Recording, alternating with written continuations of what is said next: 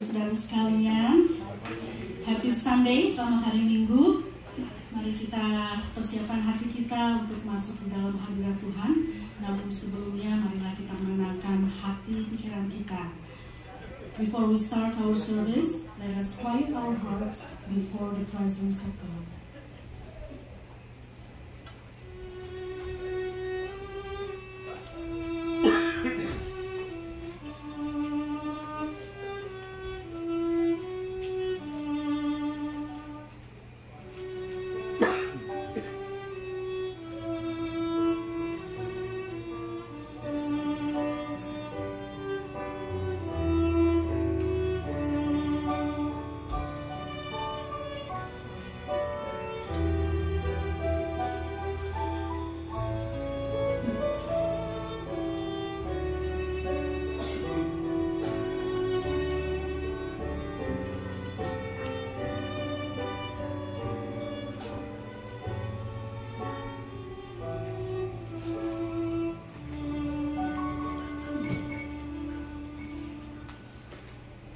Panggilan beribadah diambil dari Yesaya pasal 55 ayat yang ke-6. A call to worship is taken from Isaiah 55 verse 6. Marilah kita bangkit berdiri untuk mendengarkannya. Please stand and hearken to the call to worship. Yesaya 55 ayat yang ke-6. Carilah Tuhan selama ia berkenan ditemui. Berserulah kepadanya selama ia dekat. Marilah kita nyanyikan penghormatan kita kepada Allah Bapa, Putra, dan Roh Kudus. Hormat bagi Allah Bapa. Let us raise our voice and give honor to our Heavenly Father, the Son, and the Holy Spirit, and sing, Glory be to God the Father. Hormat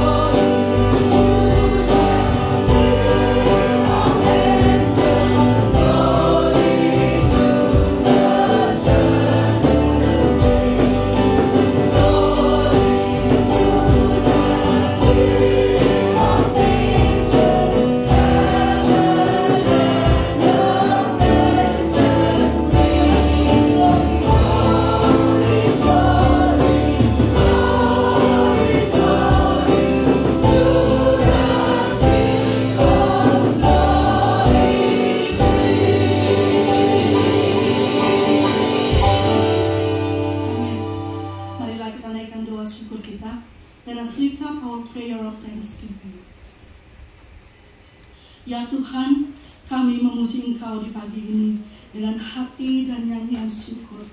Dear God, we praise you this morning with our hearts and songs. Kami memuji-Mu atas kesetiaan-Mu. Kami memuji-Mu atas kuat kuasa kasih-Mu. We praise you for your faithfulness. We praise you for your great power and love. Terima kasih atas pemeliharaan-Mu atas kami. Terima kasih atas nafas baru ke dalam jiwa kami. Thank you for your care over us.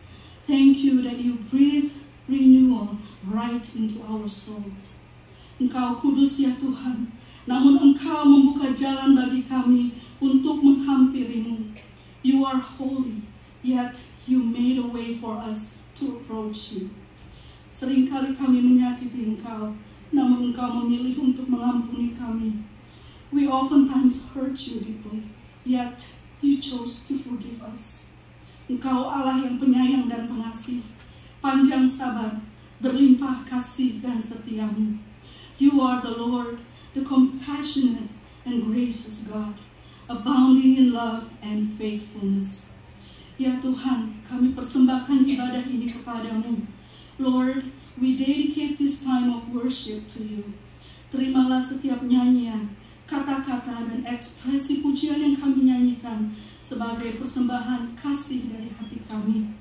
Take every song, every word, and every expression of praise as an offering of love from our hearts. Kiranya ibadah kami menyenangkan hati-Mu. May our worship be pleasing to you. Di dalam nama Tuhan Yesus kami berdoa dan mengucap syukur. In the name of Jesus our Lord, we pray and give you thanks. Amen. Silakan duduk. Marilah kita dengarkan berita pengharapan yang diambil dari Matius pasal yang ke-10 ayat 29 sampai 31. Let us listen to the message of hope taken from Matthew 10 verse 29, 30 and 31. Demikianlah firman Tuhan, Matius 10 ayat 29, 30 dan 31. Bukankah burung pipit dijual 2 ekor seduit? Namun seekor pun daripadanya tidak akan jatuh ke bumi di luar kehendak Bapamu. Dan kamu, rambut kepalamu pun terhitung semuanya. Sebab itu janganlah kamu takut, karena kamu lebih berharga daripada banyak burung pipit. Amin. Kita begitu berharga di mata Tuhan. Marilah kita responi firman Tuhan yang baru kita dengarkan dengan bernyanyi, hanya inilah yang aku tahu. In response to the message of hope that we just heard, let us sing, I know whom I have believed.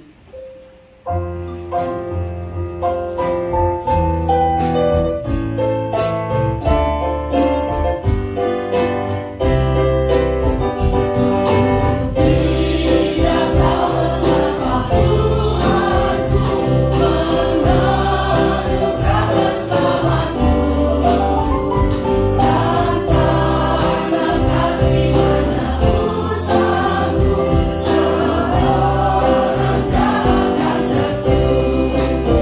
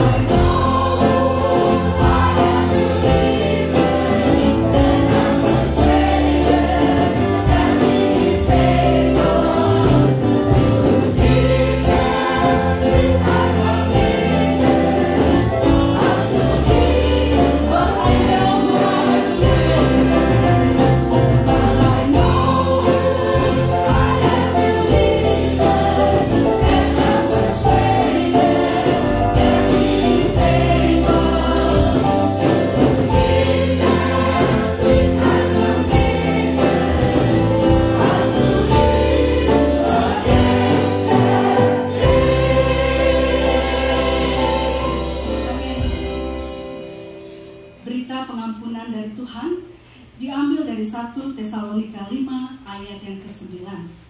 God's message of forgiveness is taken from 1 Thessalonians 5 verse 9. Demikian firman Tuhan, 1 Tesalonika 5 ayat yang ke-9. Karena Allah tidak menetapkan kita untuk ditimpa murka, tetapi untuk beroleh keselamatan oleh Yesus Kristus Tuhan kita. Marilah kita datang kepada Dia dan menyembah Dia dengan pujian, Engkaulah kekuatanku.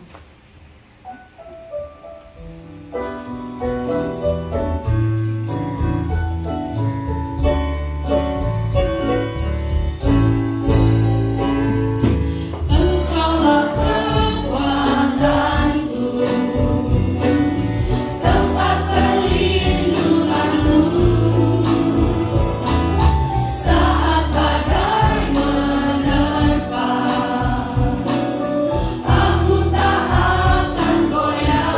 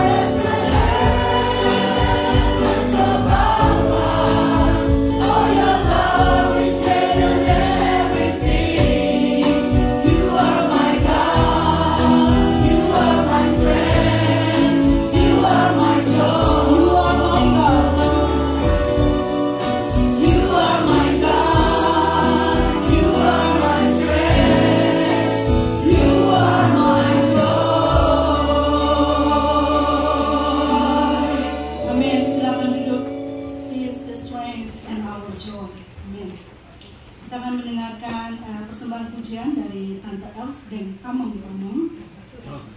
Lagunya berjudul Tongkat dan Menara. We are going to listen to a song by Tante Els and friends who will be singing the Rod and Tower.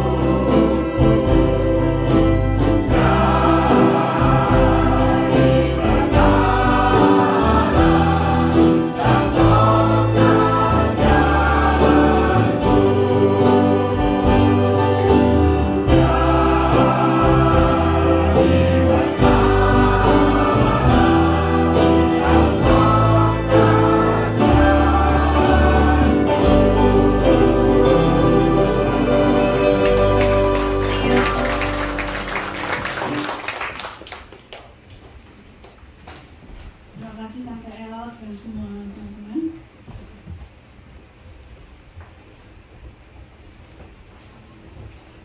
Marilah kita datang kepada Yesus Tuhan kita untuk mengakui dosa kita dan membawa permohonan kita kepada-Nya. Let us come to the presence of Jesus our Lord to confess our sins and to bring our petitions before Him.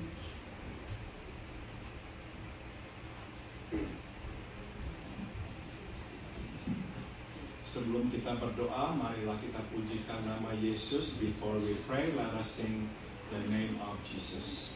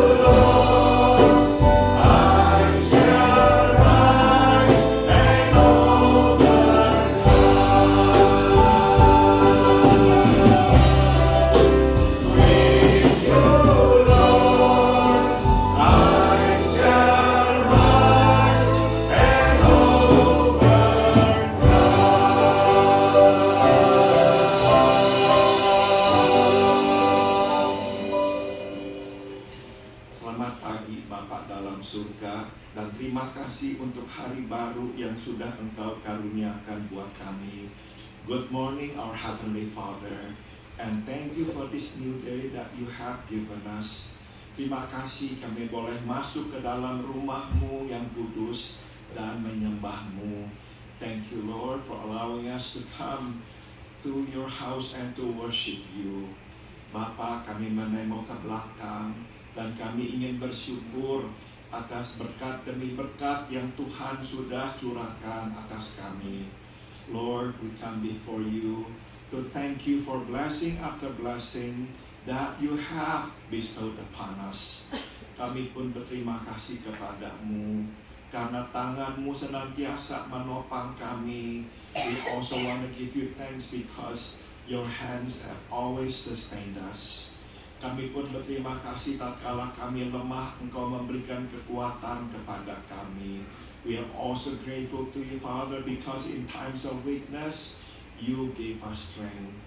Bapa dalam surga, kami pun datang kepada-Mu mengakui kami orang-orang berdosa yang sudah tahu kehendak-Mu, tapi tidak selalu melakukannya. Heavenly Father, we also come before you to confess that we are sinners. We already knew what your will was, but we did not always obey you. Ampuni kami, basuh kami dengan darah yang putra-Mu Yesus sudah curahkan buat kami. Dan biarlah di hari mendatang kami hidup seturut dengan kehendak-Mu. So we pray, Heavenly Father, please forgive us our sins. And with the blood of Thy Son Jesus that has been shed on the cross for us, May you wash us clean, and may in the days to come we live in accordance to your will. Bapak, kami naikkan syukur, berterima kasih Tante Sofia boleh menjalani operasi. Dan sekarang dalam tahap pemulihan, kami minta teruskanlah pemulihan atasnya, supaya Tante Sofia sembuh dan boleh kembali pulang ke sini dengan tubuh yang sehat. Heavenly Father, we give you thanks because Tante Sofia is already out of surgery and now in the process of recovery. We pray, may you give her a speedy recovery, strengthen her body that she can come back home again safely. Bapak dalam surga, kami pun juga berdoa buat Kok Yusdar. Terima kasih atas kekuatan yang Kau berikan kepadanya. Teruslah Engkau kuatkan, terutama paru-parunya dan jantungnya.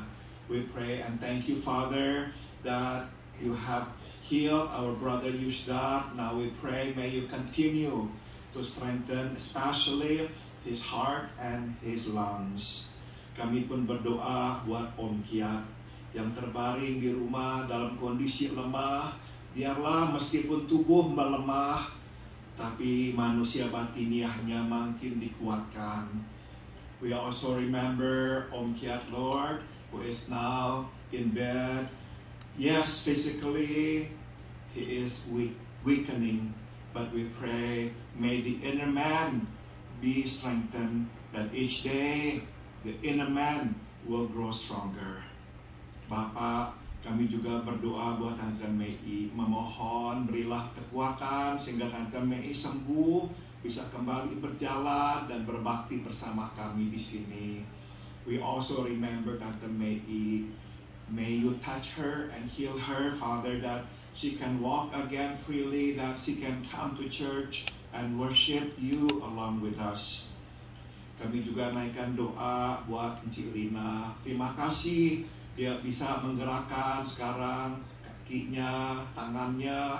Biarlah Engkau terus kuatkan tubuhnya sehingga kembali bisa berjalan dan bisa pulang kembali ke rumah. We pray for our sister Lina. We thank you, Father, that she can move her limbs now, her leg, her hand.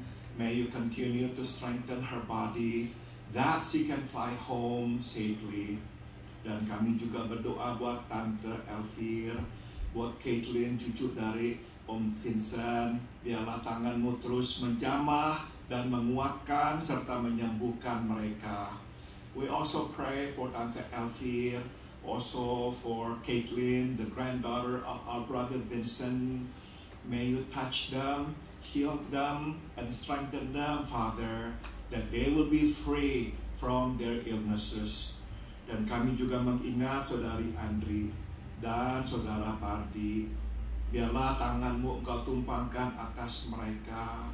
Berilah mereka kekuatan, terutama jagalah memori mereka, supaya tetap mengingat orang yang mengasihi mereka. We pray, Father, for our sister Andri, our brother Pardi. May you place your hands upon them. May you strengthen them. Especially, may you keep their memories intact so that they will always know, recognize those whom love them and whom they love. We pray, Father, kami juga berdoa buat Om Arthur, Pak Gustaf, Pak Andreas. Biarlah tangan-Mu terus memberi kekuatan kepada mereka menjalani perawatan minggu demi minggu. Terutama Om Arthur yang hari ini perutnya sakit, kami mohon jamahlah supaya perutnya tidak lagi sakit. We pray, Father, for Om Arthur, Pak Gustaf, Pak Andreas, who have to go through treatment week after week. May you strengthen them, Father, that they can go through the treatment. In particular, we pray for Om Arthur, whose stomach is aching. May you touch his stomach and heal him, Father, that he has no more pain in his stomach. Kami juga berdoa, ya Bapak, buat Saudari Sandra, buat juga Saudari Ina. Biarlah tangan-Mu terus memegang mereka, menjamah mereka, menyembuhkan mereka. We pray, Father, for our sisters Ina and Sandra. May your hands continue to hold them. May you restore them. May you give them the healing, Lord, that they need, especially for Ina. May she always remembers and knows us, Father. Kami juga berdoa buat saudara Anyau, saudara Herwi. Biarlah tangan-Mu terus menguatkan mereka setiap hari tatkala mereka bergumul dengan sakit penyakit mereka. We pray for our brother Anyau, our sister Herwi, Lord, who have to struggle each day. May you give them strength, may you give them healing, Father, that they will be healed completely. Kami pun mengingat saudari Stephanie dan Mira. Teruskanlah kuatkan tubuh mereka supaya tetap sehat. We pray for our sister Stephanie and Mira. May you continue to strengthen their bodies that they will continue to be healthy. Kami juga naikkan doa ya Tuhan buat Om Hain, buat Tante Tina, Om Arif, Tante Betsy di Indonesia. Biarlah Engkau menjaga mereka, melindungi dan memberikan kesehatan kepada mereka. We pray for Om Hain, Tante Tina, Om Arif, Tante Betsy in Indonesia. May your hands be upon them. May you protect them. May you keep them strong and healthy. May you fill their hearts with your peace and your joy. Bapa, kami berdoa juga buat kami di dalam pergumulan kami masing-masing yang Engkau tahu apa itu. Biarlah Engkau tengok kami, Engkau tolong kami, Engkau bukakan pintu untuk kami, supaya kami melihat Tuhan menolong kami. Heavenly Father, we pray for those of us who have struggles of our own that we cannot share openly, but you know what they are. Lord, please hear our prayers. Please listen to us. Please help us. And please open the way. Bapa dalam surga, kami sekarang berdoa buat hamba-Mu, Saudara Yesaya. Biarlah Engkau urapi untuk menyampaikan firman-Mu kepada kami. And now we want to pray, Father, for our brother Yesaya, who will share your word with us. May you touch him, anoint him, Father, to be used as your instrument of grace. Di dalam nama Tuhan kami, Yesus Kristus, kami berdoa in the name of our Lord Jesus Christ. We all pray. Amen. Saudara Yesaya.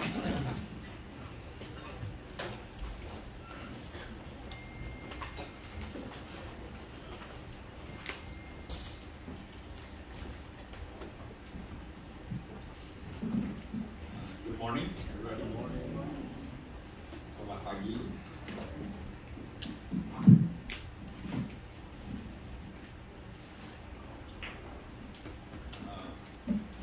Before we start, let's have a word of prayer. Sebelum kita mulai, mari kita berdoa. Our Heavenly Father, we thank you that you have given us your word. Bapa yang di surga, kami berterima kasih karena Engkau telah memberikan kami firman-Mu. Please help us this morning as we read your word. Tolong bantu kami pada pagi hari ini di dalam membaca firman-Mu. Please open our hearts and our minds to hear your voice. Tolong bukakan hati dan pikiran kami untuk mendengar suara-Mu. In the name of Jesus, Amen. Before we begin our text this morning from Ruth chapter 3, I'd like to summarize the first two chapters of Ruth to understand what we're going to read. Sebelum kita masuk ke teks kita pagi ini, saya ingin merangkum dua pasal pertama dari kitab Ruth untuk membantu kita memahami pasal 3 yang akan kita baca. The events in the book of Ruth took place during the period of Judges.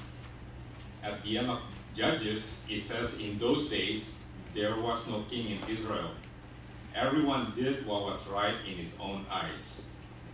Peristiwa dalam kitab Ruth terjadi pada masa hakim-hakim.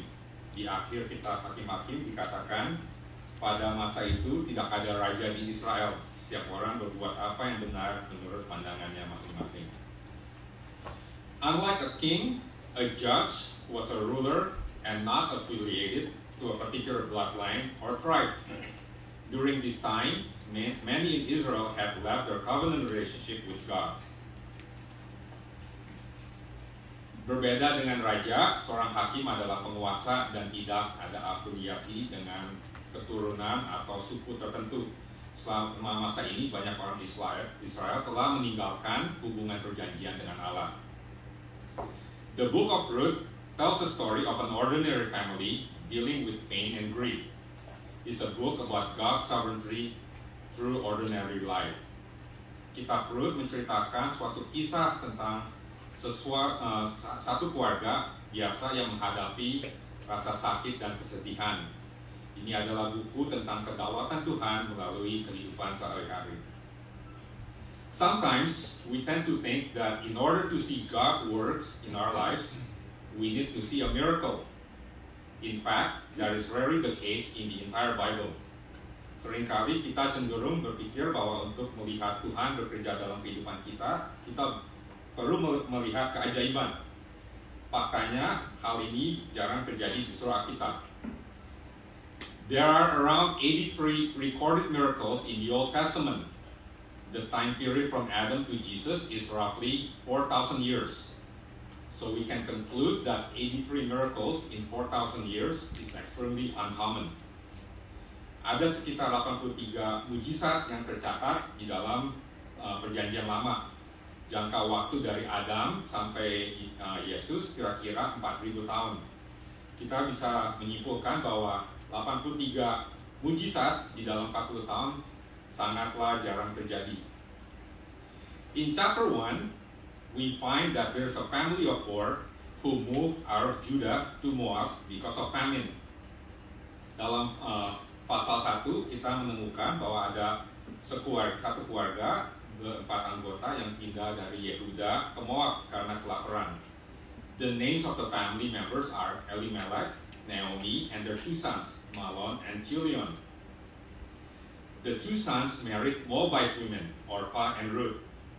Nama anggota keluarga tersebut adalah Elimelech, Naomi, dan kedua putranya Mahlon dan Chilion. Kedua putranya mengawini wanita Moab, Orpah dan Ruth. We see that Mahlon and Chilion disobeyed God by marrying foreign women because God had warned Israel from marrying foreign women because they would turn their hearts to idolatry. Di sini kita melihat bahwa Mahlon dan Chilion tidak mentaati Tuhan dengan menikahi wanita asing karena Tuhan telah memperingatkan Israel untuk tidak menikahi wanita asing karena mereka bisa mengarahkan hati mereka kepada penyembahan berhala. Despite their disobedience, as we will learn soon, God still used and worked through one of the Moabite women to accomplish His plan. Meskipun mereka tidak taat, seperti yang akan kita pelajari nanti, Tuhan masih menggunakan dan bekerja melalui salah satu wanita Moab untuk melaksanakan rencananya. This is an amazing truth about God's sovereignty, that despite our sins and mistakes, God can still work through them. Ini adalah kebenaran yang luar biasa tentang kedaulatan Tuhan, bahwa meskipun kita berdosa dan melakukan kesalahan, Tuhan masih dapat bekerja melaluinya. So while in Moab, Naomi loses her husband and 2 sons, and are left with her 2 daughters-in-law. Selama di Moab, Naomi kehilangan suami dan kedua anaknya, sehingga dia ditinggal bersama 2 menantunya.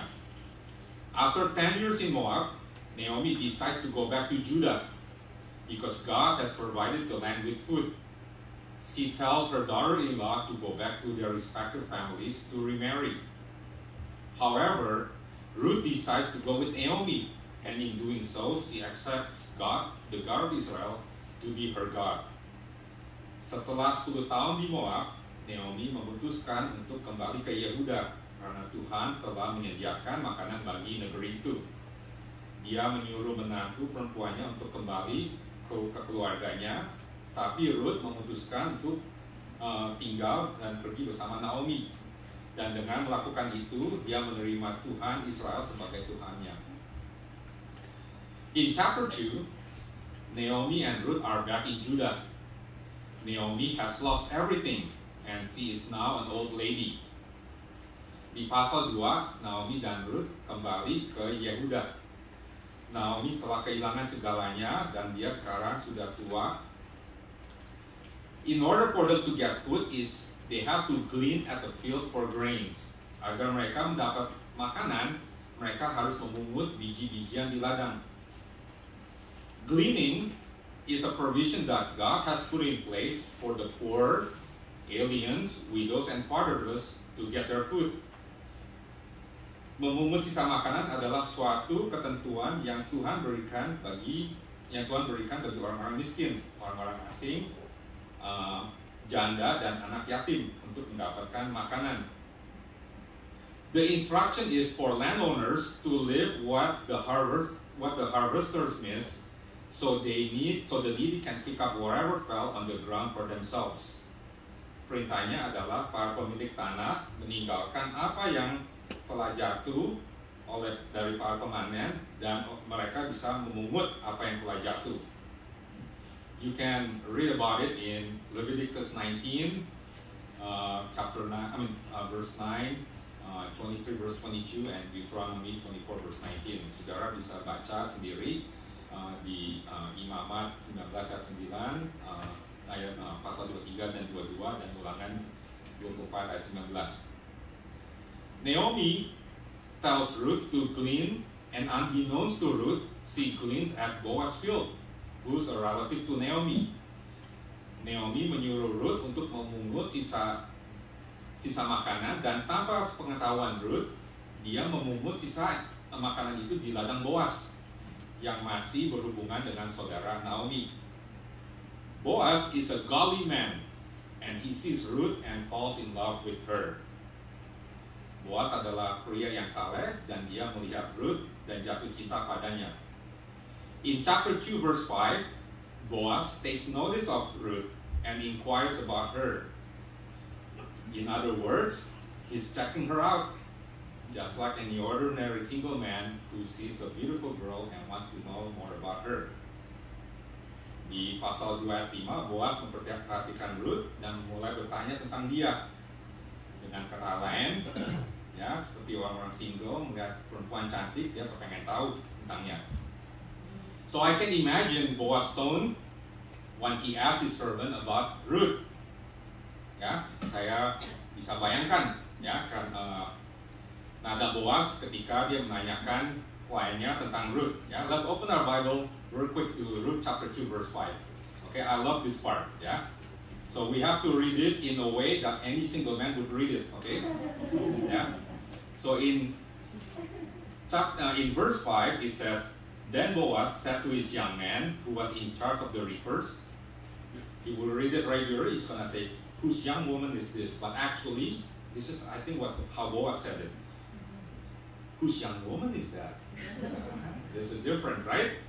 Okay. Saya yakin pas Boaz menanya, dia tanya, wanita siapa nih? Yeah. I'm sure, yeah, all of us who are married, when we were single, when we saw our spouse for the first time, we said, "Oh, who's that girl?" Yeah. Siapa itu ya? Isn't it amazing how God put two people together? Ya, bukankah luar biasa bagaimana Tuhan mempersatukan dua orang? Do you know that it's by God's providence that you are married to your spouse? For a man and woman to meet each other, to be attracted to each other, to like each other, to love each other, and to marry each other can only happen by God's providence. Tahukah saudara bahwa atas izin Tuhan, saudara menikahi dengan pasangan saudara? Bagi seorang laki dan wanita untuk saling bertemu, tertarik satu sama lain, saling menyukai, saling mencintai, dan menikah, hanyalah dapat terjadi melalui pemeliharaan Tuhan. Ruth comes home and she tells Naomi that she was gleaning at Boaz's field. Naomi then tells her that Boaz is a relative, And he can redeem Naomi for the sake of keeping Elimelech family line, and he can also redeem their land. Ruth pulang ke rumah dan dia memberitahu Naomi bahwa dia sedang memungut sisa gandum di ladang Boas. Naomi memberitahunya bahwa Boas adalah seorang kerabat dan dia dapat menebus Naomi demi menjaga keturunan keluarga Elimelech, dan dia juga dapat menebus tanah mereka. During the time of Moses, let's understand this redeem law. During the time of Moses, God gave this kinsman redeemer provision.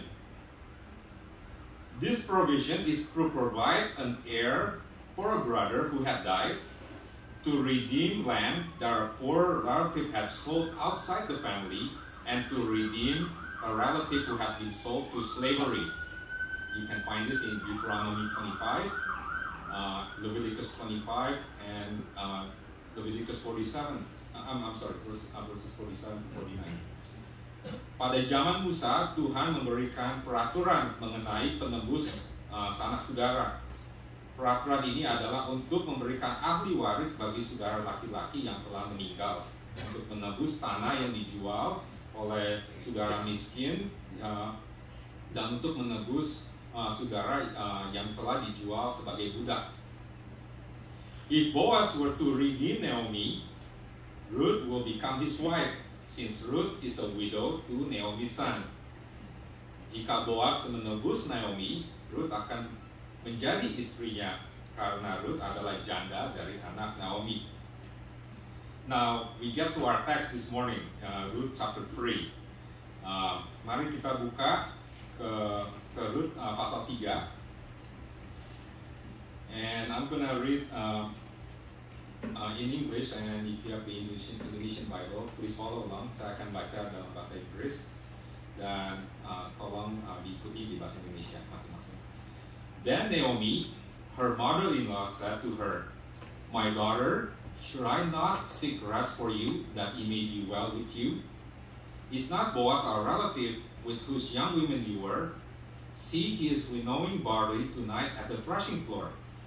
Wash therefore and anoint yourself and put on your cloak and go down to the threshing floor, but do not make yourself known to the man until he hath finished eating and drinking.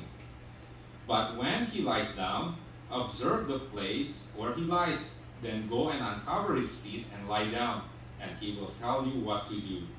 And she replied, "All that you say I will do."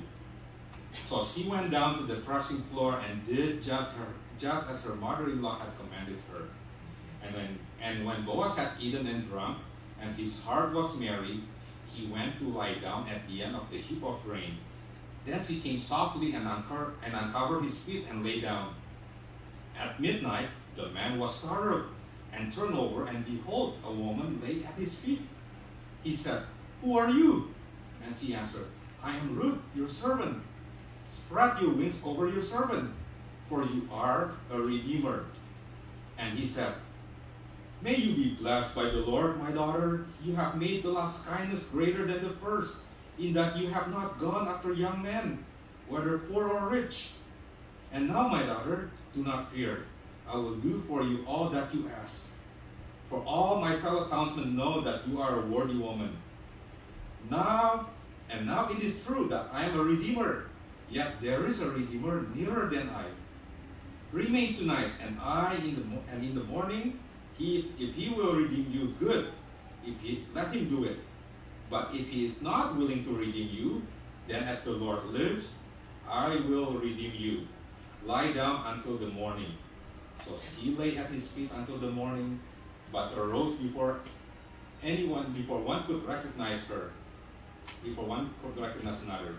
And he said, let it not be known that the woman came to the threshing floor. And he said, "Bring the garment that you are wearing and hold it out." So she held it, and he measured out 6 measures of barley and put it on her. Then she went into the city. And when she came to her mother-in-law, she said, "How did you fare, my daughter?" Then she told her all that the man had done for her, saying, "These 6 measures of barley he gave to me, for he said to me, 'You must not go back empty-handed to your mother-in-law.'"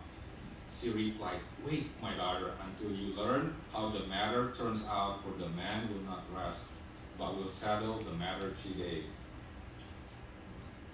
So in chapter 3, it's been approximately 2 months that Ruth has been gleaning in Boaz field. Harvest season is usually between June to August. Kurang lebih sudah 2 bulan Ruth memungut sisa panen di ladang Boaz. Musim panen biasanya antara bulan Juni sampai Agustus. In chapter 2, the two got to know each other. Boaz learns how Ruth showed kindness to Naomi by staying with her and gleaning for her mother-in-law. Di pasal 2, keduanya Ruth dan Boaz saling mengenal satu sama lain. Boaz mengetahui bagaimana Ruth memperlihatkan kebaikannya kepada Naomi dengan tinggal bersamanya dan memungut sisa makanan untuk ibu mertuanya. In turn, Boaz showed kindness to Ruth by protecting her from the young men in the field who could be taking advantage of her. Sebaliknya, Boaz menunjukkan kebaikannya kepada Ruth dengan melindunginya dari para pemuda lain di ladang yang mungkin bisa memanfaatkannya. I'm sure what attracts Ruth to Boaz is his kindness, and also what attracts Boaz to Ruth is her kindness. Saya yakin yang membuat Ruth tertarik pada Boaz adalah kebaikannya, dan juga yang membuat Boaz tertarik pada Ruth adalah kebaikannya. Kindness goes a long way. There's never a reason to be unkind. Ya. Kebaikan sangat bermanfaat dan tidak pernah ada alasan untuk tidak baik. Now, harvest season is over, and Boaz is celebrating with his workers. Ya, masa musim panen sudah selesai dan Boaz sedang ada perayaan dengan para pekerjanya. Naomi knows that the two have gotten close, so she urges Ruth to prepare herself, make herself look good, and go to the threshing floor. Naomi tahu bahwa kedua mereka sudah dekat, saling menyukai, sehingga dia mendesak Ruth untuk mempersiapkan diri, berpenampilan menarik, dan pergi ke tempat pengirikan. After Boaz is finished with the feast and he's resting at the threshing floor, Naomi instruct Ruth to uncover his feet and lie down by his feet. Setelah Boaz selesai mengadakan pesta dan dia beristirahat, Naomi memerintahkan Ruth untuk membuka selimut kakinya dan berbaring dekat kakinya. Naomi is not suggesting Ruth to sleep with Boaz, which is clearly violate Ruth's moral integrity. But rather her action is to appeal to Boaz's kinsman obligation. It's a marriage proposal. By marrying Ruth, Boaz redeems Naomi and Ruth. Naomi tidak menyarankan Ruth untuk tidur dengan Boaz, yang jelas akan melanggar integritas moral Ruth. Namun tindakannya adalah untuk menarik Boaz untuk memenuhi kewajibannya sebagai saudara. Ini adalah suatu lamaran pernikahan. Dengan menikahi Ruth, Boaz menebus Naomi dan Ruth. So Ruth obeys her mother-in-law. She goes there in the middle of the night, and while Boaz is sleeping, she uncovers his feet and lay down. Jadi Ruth menuruti ibu mertuanya, dia pergi ke sana tengah malam, dan ketika Boaz sedang tidur, dia membuka selimut kakinya. Boaz is startled when Ruth uncovers his feet, and he's more shocked when he finds a woman lying at his feet. Boaz terkejut saat Ruth membuka selimut di kakinya, dan lebih terkejut pas saat dia menemukan seorang wanita berbaring di kakinya. Boaz asks, "Who are you?" And Ruth answers, "I'm Ruth, your servant. Spread your wings over me, for you are a redeemer." Boaz kemudian bertanya, "Siapa kamu?" "Saya Ruth, hambamu," jawab Ruth. "Tebarkanlah sayapmu kepadaku karena kamu adalah seorang penembus." Can you imagine for a second here how happy Boaz is for Ruth to ask him to marry him? Okay. Baik, saudara bisa bayangkan betapa senangnya Boaz dipropose. Boaz says in verse 10, "May you be blessed by the Lord, my daughter. You have made this last kindness greater than the first." And listen to this, that you have not gone after young men, whether poor or rich. Boaz is happy. Ya, Boaz says, di ayat 10 Boaz bilang, "Semoga kamu diberkati oleh Tuhanmu, oleh Tuhan. Kebaikan yang terakhir ini telah kamu jadikan lebih besar dari kebaikan yang pertama.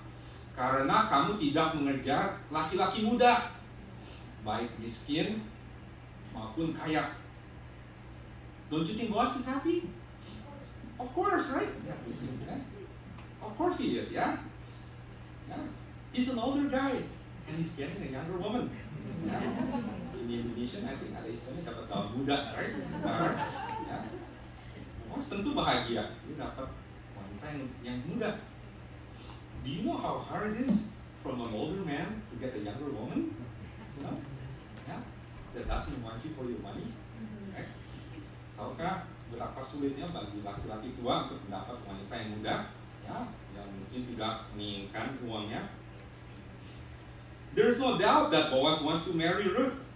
After all, it seems all the signs are there. Yeah? It seems that God has put them together. It's no accident that Ruth cleans at his field. It's no accident that Ruth's mother-in-law's family is still a close relative to him. And more than that, Ruth likes him. Right? Kita tidak ada keraguan ya bahwa Boaz sangat ingin menikahi Ruth. Sepertinya Tuhan telah menyatukan mereka berdua. Tandanya ada semua.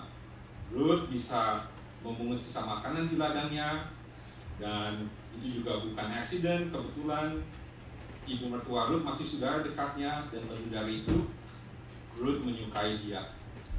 But Boaz, doesn't spread his garment. He doesn't say yes with certainty. Namun Boaz tidak menyebarkan jubahnya. Dia tidak mengatakan ya dengan pasti. He says yes with a but, because he is not the closest relative.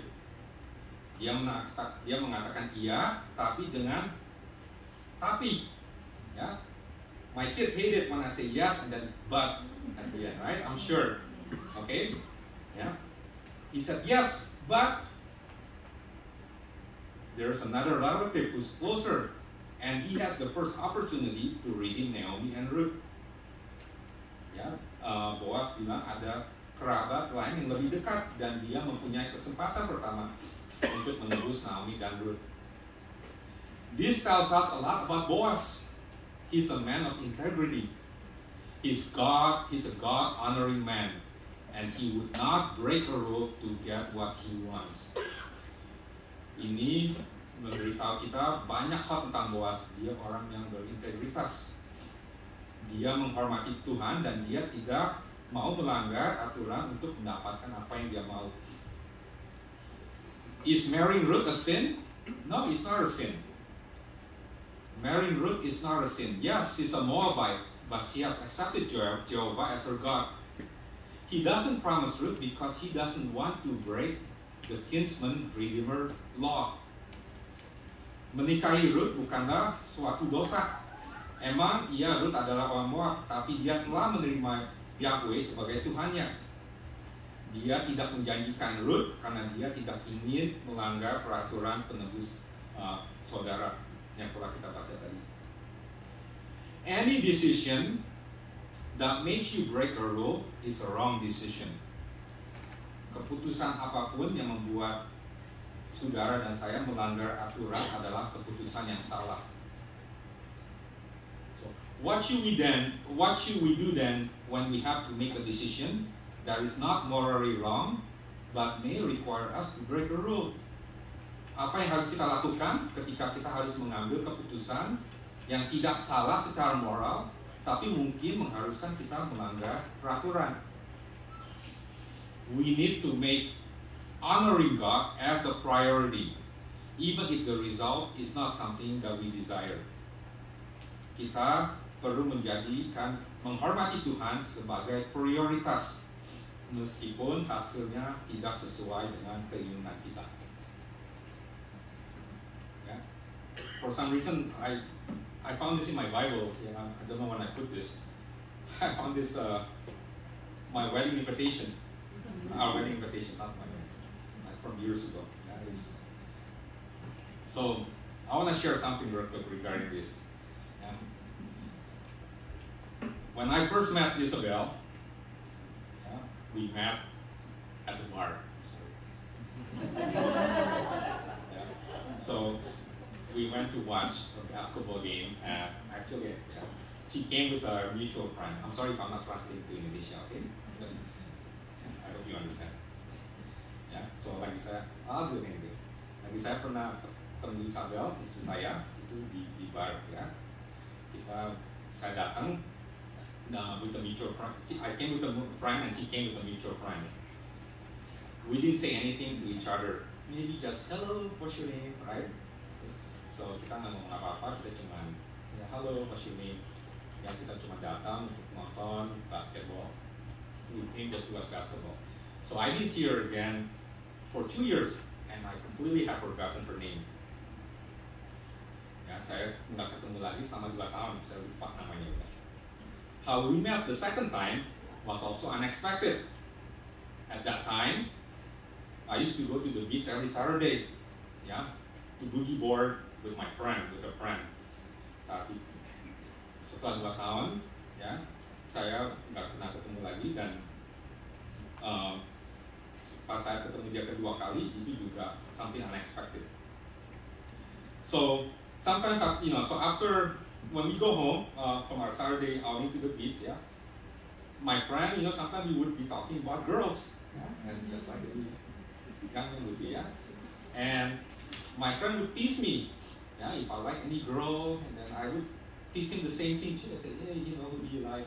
Usually that was the end of the conversation, and I would just say, no, there wasn't anybody at that time, right? And one day when we came home, he was teasing me nonstop. For some reason, right? There was another friend that came by, and they were just teasing me nonstop. And finally, I just to kill the conversation, I told him that I met this girl 2 years ago, right, at the bar restaurant to watch a basketball game. She came with our mutual friend. My friend also didn't know Isabel, but he knew our mutual friend. I just remembered when I saw her, I just remember her smile. So I said, okay, I just remember her. It just popped into my mind, right? So my friend said to me this, for his birthday, we're gonna go to dinner, and he's gonna ask our mutual friend to bring Isabel to his birthday dinner, whom he didn't know. You see, I know my friend very well. He liked to talk and no action. He would say a lot of things, nothing would happen. So I said, sure, go ahead. Yeah. Then his birthday came around, and he did ask our mutual friend to bring Isabel to his birthday dinner. I said, wow, you really followed through with your time, this time, right? So I came to dinner, right? Kind of expecting her to come, maybe not, and maybe. And she came. Well, I got really nervous, yeah? Okay, and this time I made sure I talked to her, just to know her name. So a few days after that dinner, I asked our mutual friend, which is her best friend, if she could ask Isabel to come with her little brother to play basketball with our basketball group. Okay, so I used her little brother as an excuse to see her for the 3rd time. So we used to play basketball every Thursday here at the park here in Monrovia, very close to our church. To my surprise, she came with her brother. She lived in Torrance. She was working in La Brea, right?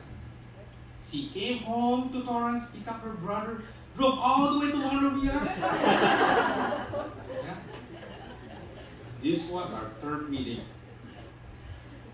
And that night, I had my boss moment. She asked me out on the date after the basketball. Right? After our basketball game, she asked me if I wanted to go to a Halloween costume parade with some of her friends on Halloween night. She said, I'm going to wear a costume. of course I wanted to go, right? I like her, right? I've been thinking about her, and I didn't know after that basketball game how I was going to ask her out. But now I didn't have to, yeah, because she asked me first. It never happened to me before, never. Right? The one and only time, I'm glad that was it. There was a problem. The parade was on Friday night, and that time I was teaching Bible study to high schoolers on Friday nights. So I told her, yeah, I would meet her after I finished from Bible study. So I finished the Bible study on time. No question and answer. Will you go home? Okay? So I left. After amen, went to my car. I went to the parade, and the parade was in West Hollywood. When I got there, it was traffic all over the place, so I parked so far. So by the time I got to the parade, little did I know, I didn't know about this until that time. West Hollywood is the gay and lesbian capital of Southern California. So I was walking through the crowd of party goers. I saw everything in Romans 1, 26 to 27, right? You know that verse, right? I saw everything. Here I was, just finished Bible study, in the middle of gay parade. I was wearing my Biola University jacket. Those of you, you know what Biola stands for? It's Bible Institute of Los Angeles. Okay? Alright? In the middle of gay parade. Okay? I was excited to see her, but at the same time I thought, oh no, this is not a good sign. I don't think she's a believer. Why would she ask me out to a gay parade? After an hour walking and searching, and I finally met her, okay? She was dressed like in a horror movie, right? With fake blood under the neck, black lipstick, right? And she had like a fake knife, dark eyeshadow, and I was in my Bible like even some of her friends were friendlier costumes. Our brother Arvin, he was there too. He was a few pounds lighter.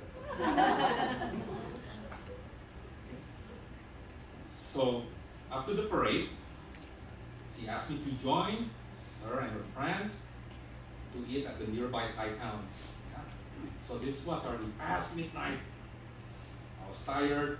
I walked back to my car, ready to meet her, and then went to the restaurant, and then my phone battery died. I couldn't call her. So I got stuck in traffic. I couldn't call her, right? You know, I couldn't play that Stevie Wonder song, right? I was too early for that. So I was thinking at that time I was driving home. Oh no, this isn't good. All the signs were there. We met unexpectedly. She asked me out. She's pretty, but she's not a Christian. She asked me to a gay parade. I couldn't do it. Alright, so anyway, I went home myself there. The next day I called her and asked what she's doing on Sunday. And she said, church. Oh, what a relief. And she told me she didn't know that it was a gay parade. Okay? And by God's grace, she loved Jesus. Yeah? She just didn't know that it was a gay parade. Yeah, maybe her costume was to test my faith. I don't know. So there will be situations in our lives that we need to be bold like Boaz.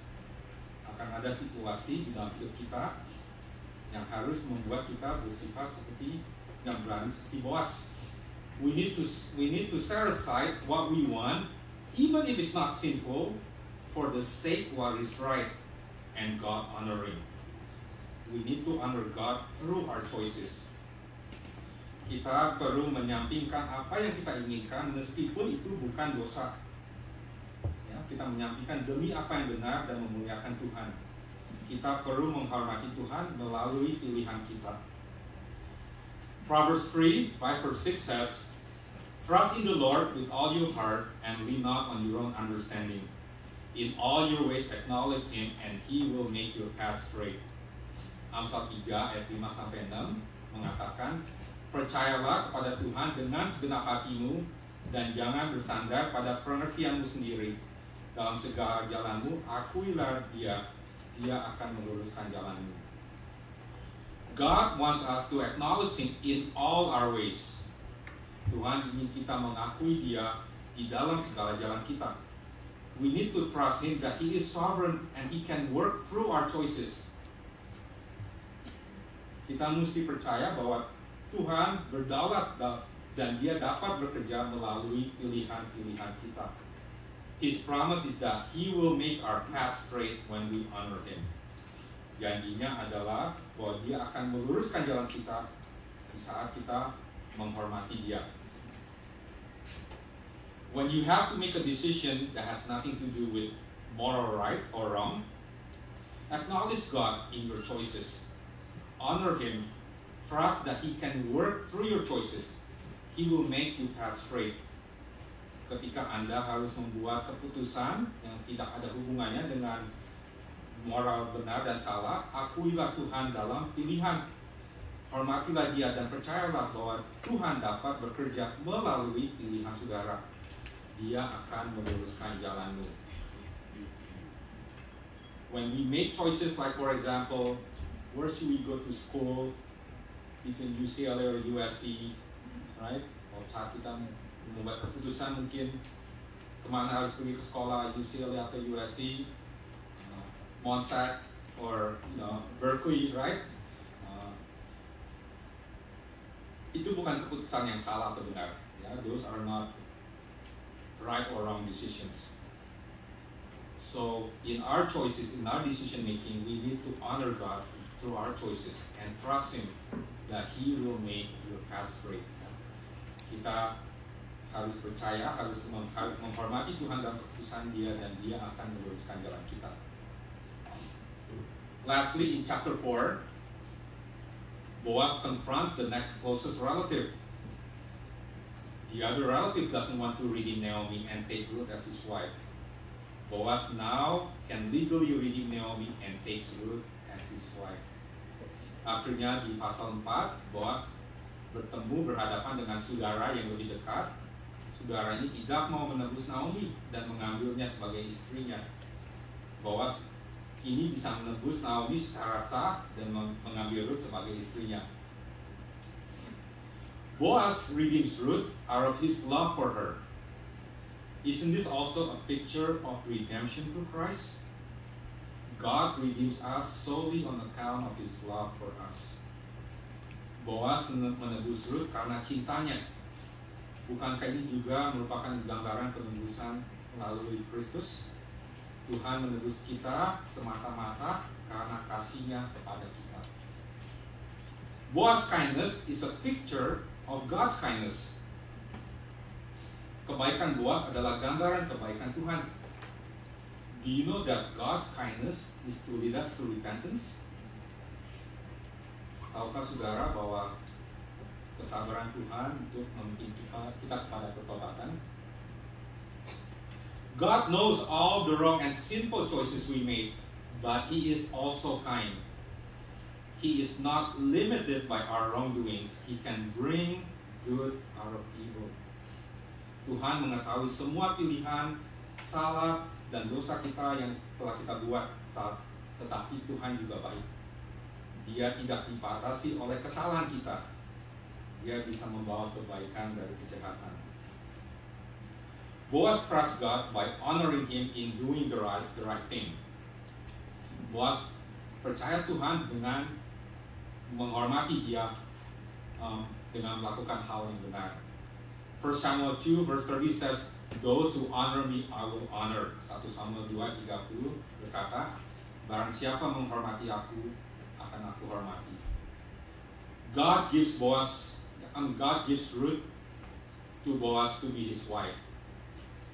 Tuhan memberikan Ruth kepada Boaz untuk menjadi istrinya. In chapter 4, in the end, you can read that they have a son. They name him Obed. He's the father of Jesse, the father of David.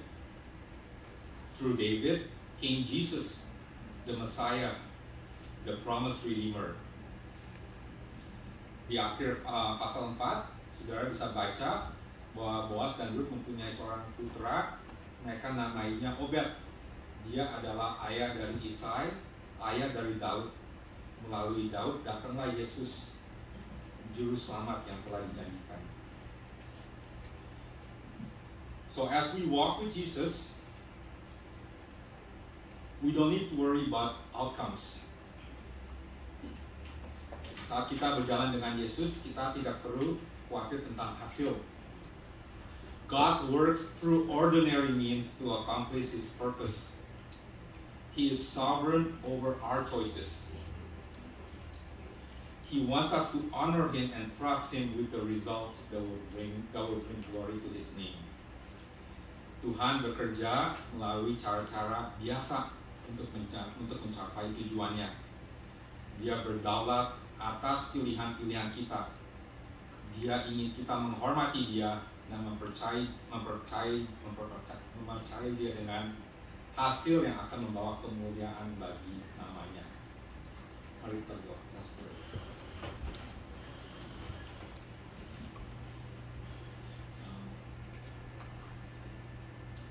Dear God, we know that many times it's not easy for us to trust You when we don't see the results.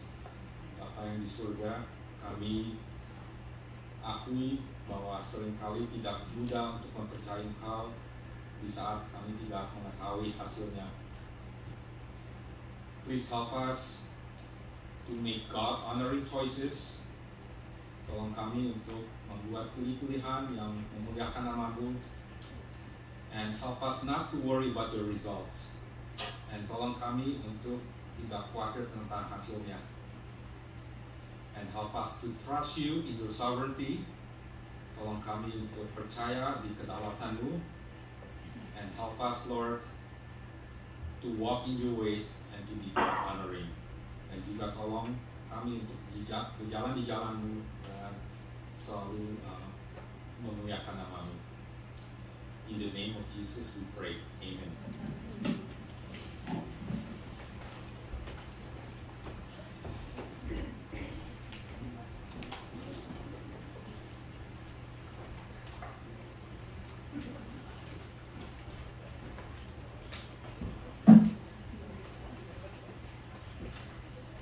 Thank you, Yesaya. I can't help but thinking about our backstories, how we met our spouses, ya. In the back of our mind, kita jadi dibawa ke zaman dulu waktu ketemu pasangan masing-masing. God's plan is perfect. Amin. Marilah kita nyanyikan pujian, nyanyian pengabdian, Bind Us Together, Lord. Mari kita bangkit berdiri. Sing the song as an expression of our commitment to keeping God's words in our lives. Bind us together, Lord.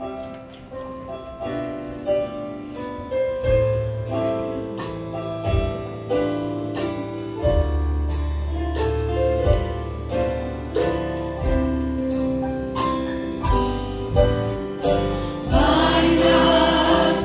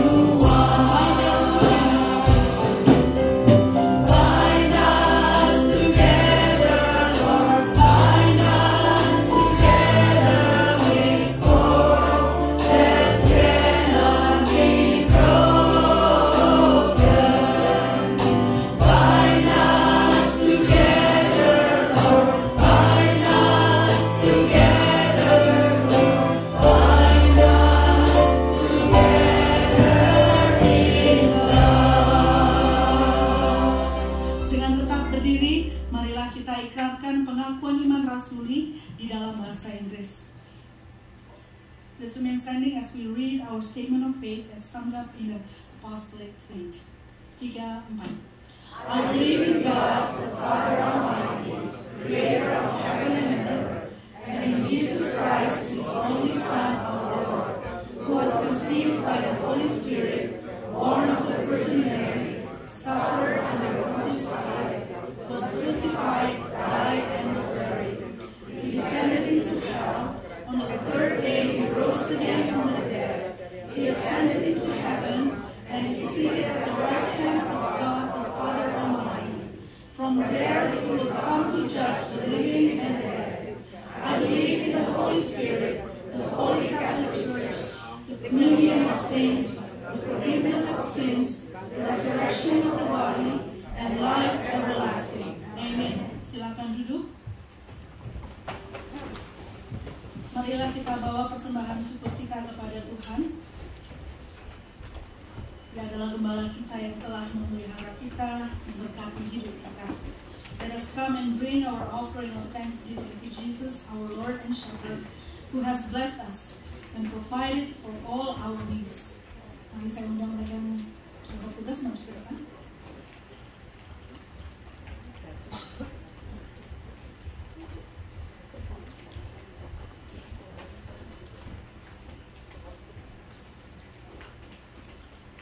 Saya minta kesediaan channel untuk berdoa terlebih dahulu. Mari kita berdoa. Bapa, terima kasih jika pada pagi hari ini kami dapat berkumpul di rumah-Mu yang kudus. Terima kasih untuk semua berkat, anugerah dan kasih yang Kau berikan bagi kami satu persatu. Bapa, biarlah banyak berkat yang telah Kau berikan bagi kami, dapat kami berikan sebagian daripada apa yang Kau berikan kepada kami, sehingga berkat kami dapat salurkan untuk orang-orang yang membutuhkan berkat-Mu. Terima kasih Bapa, dalam nama-Mu yang kudus, mempanjangkan doa ini. Amin. We are going to listen to a song by Ashley. Let's give her a round of applause.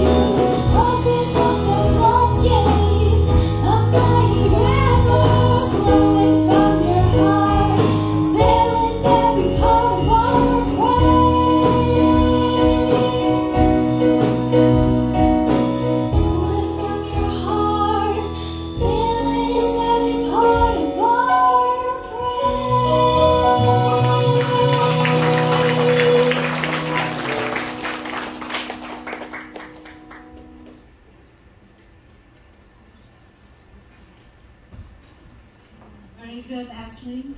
Yeah. Good vibrato. Good pitch. Bagus sekali. Ya. Bisa masuk America's Got Talent. Puji Tuhan. Di akhir ibadah kita hari ini, marilah kita bangkit berdiri, menaikkan nyanyian penyerahan. Ini lagu-lagu lama, lagu sekolah minggu. Binar benar ganer. Kalau ada yang mau jadi guru sekolah minggu, maybe no lagu ini ya. Binar ini bahasa Papua. Nanti saya tanya sama Ibu Yolanda, she doesn't recognize the language. But it's from Papua. Binar benar ganer.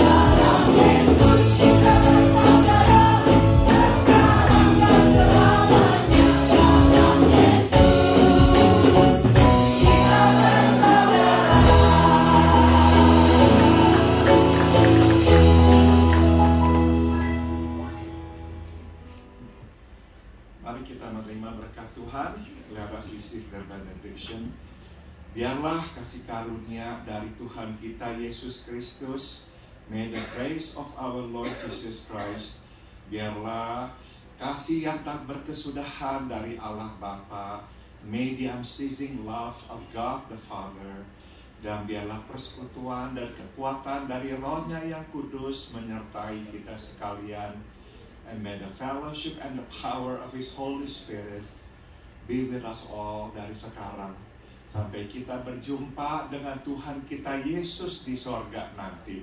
From now on until we see Him face to face in heavens above. Amen.